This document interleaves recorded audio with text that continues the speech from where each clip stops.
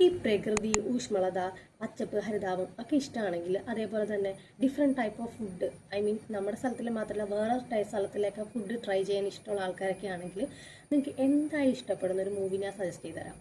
Little forest എന്ന് പറയുന്ന ഒരു കൊറിയൻ മൂവി 2018 ഇറങ്ങിയൊരു മൂവിയാണ്.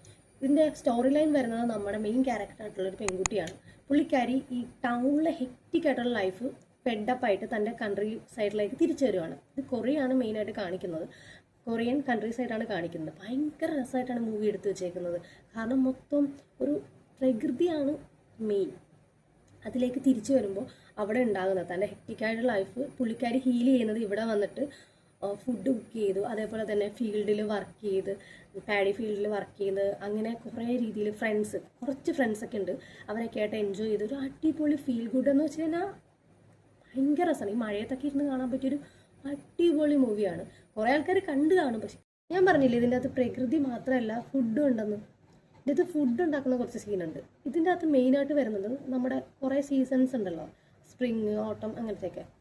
ഓരോ സീസണെ ഡിപ്പെൻഡ് ചെയ്താണ് ഈ കുട്ടി ഫുഡ് ഉണ്ടാക്കുന്നത്. നേരത്തേക്ക് പ്രിപ്പയർ ചെയ്ത് വെക്കും, ഇങ്ങനെയാണ് ഈ സീസൺ വരുമ്പോൾ ഫുഡ് ഉണ്ടാക്കേണ്ട, അങ്ങനത്തെ ഒരു തീം ഈ മൂവിയിൽ വരുന്നുണ്ട്. അതിൽ ക്യാബേജ് വെച്ചിട്ട് ഈ പെണ്ണൊരു പാൻ കേക്ക് ഉണ്ടാക്കും.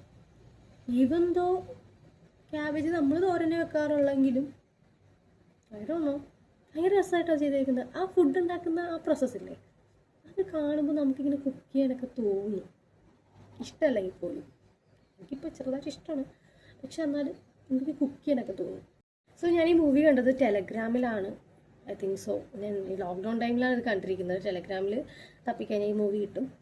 സോ ഇങ്ങനത്തെ മൂവി സജഷൻ വേണമെങ്കിൽ, ഐ മീൻ എൻ്റെ ഫേവറേറ്റ് മൂവി സജഷൻ വേണമെങ്കിൽ please do follow and like. Bye bye.